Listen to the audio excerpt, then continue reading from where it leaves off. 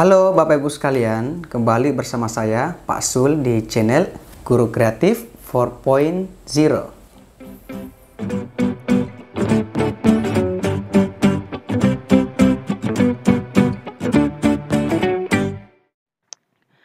Baik Bapak Ibu sekalian, bismillahirrahmanirrahim. Jadi Bapak Ibu, kami kembali akan membahas soal pretest PPG Jalan Jabatan tahun 2023. Nah, Bapak Ibu, untuk video kali ini kami fokus di teori perkembangan peserta didik. Dan ini merupakan salah satu materi pedagogik yang paling sering keluar dan ada di kisi-kisi terbaru pretest PPG tahun ini. Video kali ini merupakan video part 4, part 1, 2, dan 3 dapat teman-teman lihat di video sebelum ini.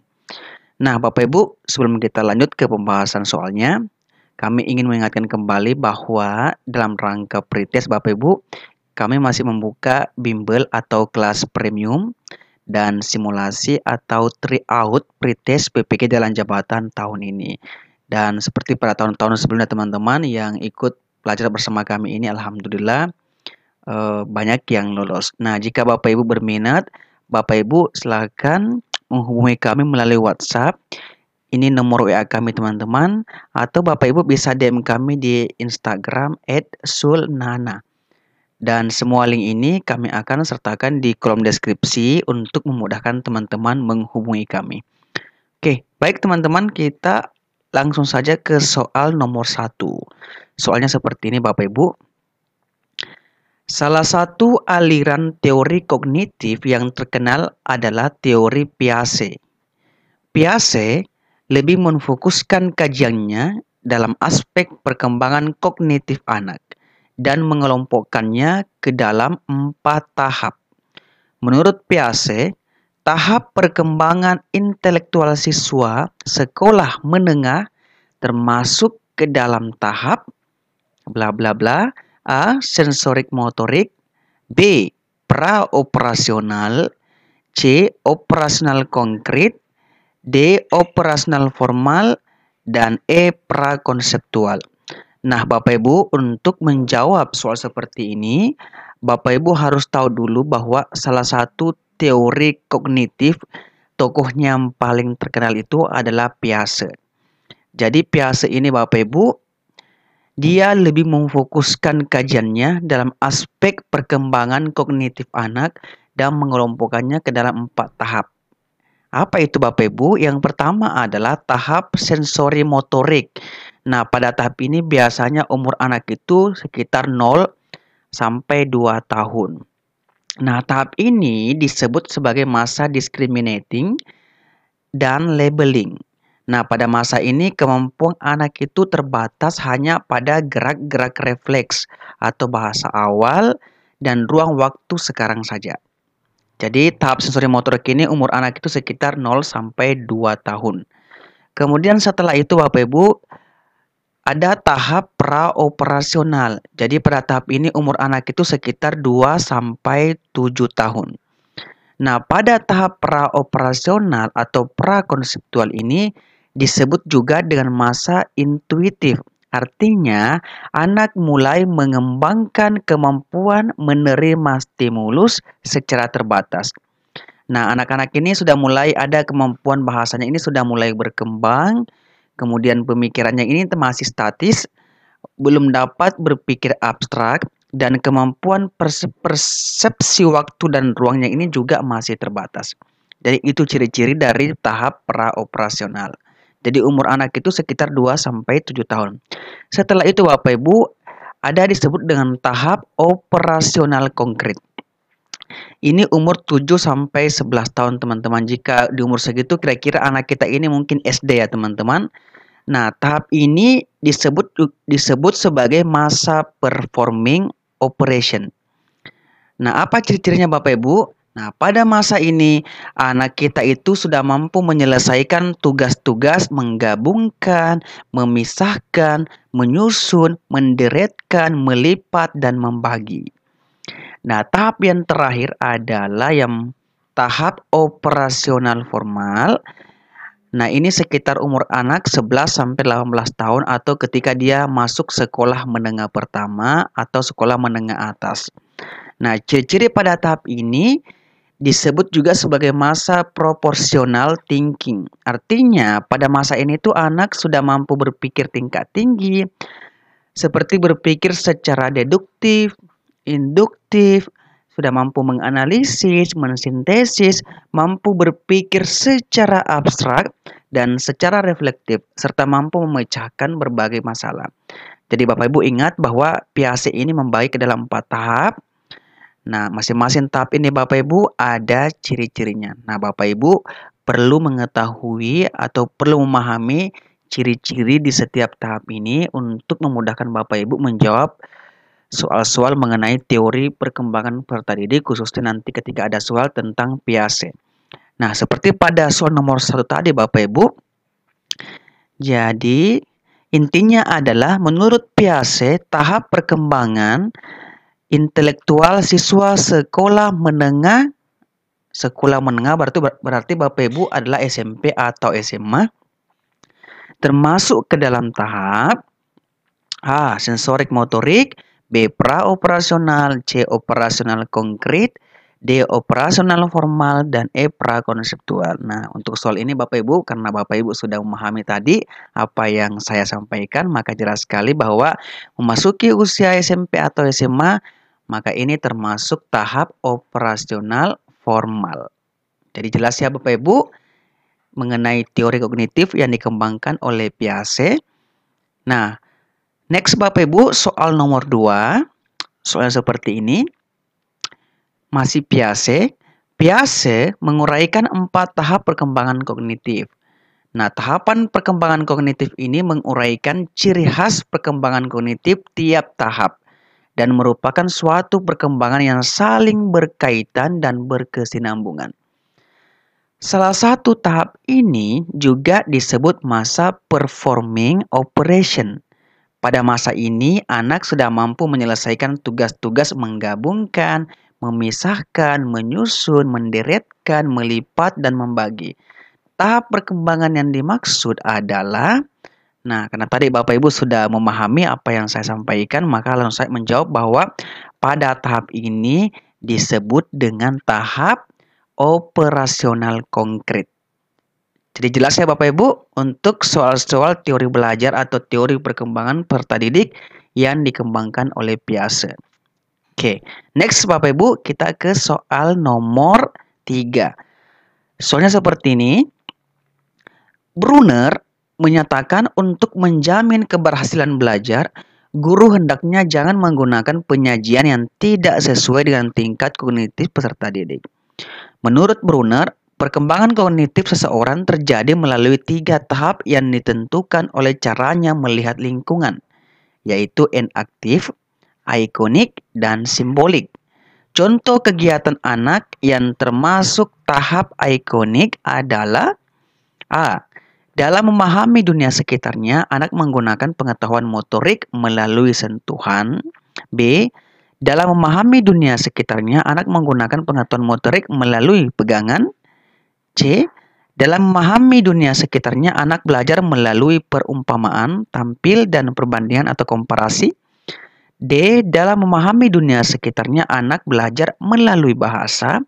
Dan E. Dalam memahami dunia sekitarnya, anak belajar melalui logika. Nah, Bapak Ibu, untuk soal seperti ini, Bapak Ibu harus tahu dulu mengenai teori kognitif yang dikembangkan oleh Brunner.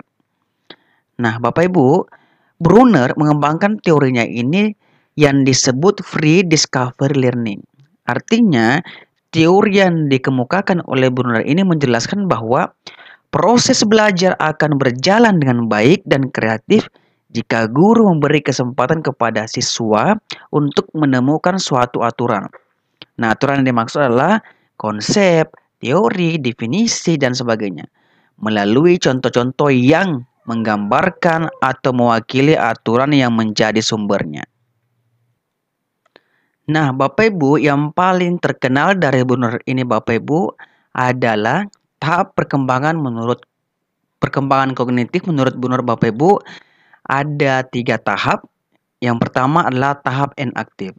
Pada tahap ini, seseorang melakukan aktivitas-aktivitas dalam upayanya untuk memahami lingkungan sekitarnya. Artinya, dalam tahap N aktif, dalam memahami dunia sekitarnya, anak menggunakan pengetahuan motorik, misalnya melalui gigitan, sentuhan, pegangan, dan sebagainya. Itu tahap N aktif. Kemudian yang kedua adalah tahap ikonik. Artinya, seseorang memahami objek-objek atau dunianya melalui gambar-gambar dan visualisasi verbal. Maksudnya, dalam memahami dunia sekitarnya, anak belajar melalui bentuk perumpamaan, tampil, dan perbandingan atau komparasi. Dan yang terakhir adalah tahap simbolik. Seseorang telah mampu memiliki ide-ide atau gagasan-gagasan abstrak yang sangat dipengaruhi oleh kemampuannya dalam berbahasa dan logika. Artinya, dalam memahami dunia sekitarnya, anak belajar melalui simbol-simbol bahasa, logika, matematika, dan sebagainya. Jadi Bapak Ibu, kalau tadi Piaget Bapak Ibu dia ada 4 tahap perkembangan kognitif anak. Nah, lain-lain kalau Brunner. Brunner ini membagi menjadi 3 tahap. Tahap N aktif, ikonik, dan simbolik. Nah, Bapak Ibu harus tahu ciri-ciri di setiap tahap ini untuk memudahkan Bapak Ibu menjawab soal-soal nanti mengenai teori perkembangan peserta didik. Nah, seperti pada soal tadi Bapak Ibu. Oke. Contoh kegiatan anak yang termasuk tahap ikonik. Tahap ikonik Bapak Ibu. Nah, Bapak Ibu langsung saja bahwa yang termasuk tahap ikonik dari A, B, C, D, dan E ini adalah bagian C. Dalam memahami dunia sekitarnya, anak belajar melalui bentuk perumpamaan tampil dan perbandingan atau komparasi. Jadi Bapak Ibu, soal seperti ini sebenarnya mudah jika Bapak Ibu memahami betul-betul teori-teori perkembangan peserta didik seperti Piaget, Brunner, dan sebagainya. Jelas ya Bapak Ibu, next kita ke soal nomor 4. Masih Brunner Bapak Ibu. Brunner menyatakan untuk menjamin keberhasilan belajar, guru hendaknya jangan menggunakan penyajian yang tidak sesuai dengan tingkat kognitif peserta didik. Menurut Brunner, perkembangan kognitif seorang terjadi melalui 3 tahap yang ditentukan oleh caranya melihat lingkungan. N aktif, ikonik, dan simbolik. Contoh kegiatan anak yang termasuk tahap N aktif adalah A. Dalam memahami dunia sekitarnya, anak menggunakan pengetahuan motorik melalui sentuhan dan pegangan. B. Anak menggunakan logika. C. Anak belajar melalui perumpamaan dan perbandingan komparasi. Dan E. Anak belajar melalui bahasa. E. Anak belajar matematika. Nah, Bapak Ibu, karena Bapak Ibu sudah paham mengenai teori Brunner, langsung saja untuk soal ini jawaban yang benar adalah bagian A. Jadi, anak menggunakan motorik melalui sentuhan dan pegangan. Oke, jadi saya rasa mengenai teori belajar Brunner, Piaget, Bapak Ibu sudah memahaminya. Next, Bapak Ibu, kita ke soal nomor 5. Nah, Bapak Ibu, untuk soal nomor 5 ini, Bapak Ibu, ini mengenai teori Ausubel atau kognitif. Nah, yang perlu Bapak Ibu ketahui di sini bahwa menurut Ausubel, peserta didik akan belajar dengan baik jika isi pelajaran atau instructional content sebelumnya didefinisikan dan kemudian dipresentasikan dengan baik dan tepat kepada peserta didik atau advanced organizer. Dengan demikian, mempengaruhi pengaturan kemajuan belajar peserta didik. Nah, advanced organizer ini adalah konsep atau informasi umum yang mewadahi semua isi pelajaran yang akan diajarkan kepada peserta didik. Nah, Bapak Ibu, menurut Ausubel ini terdapat 2 fase dalam menerapkan teori belajar Ausubel.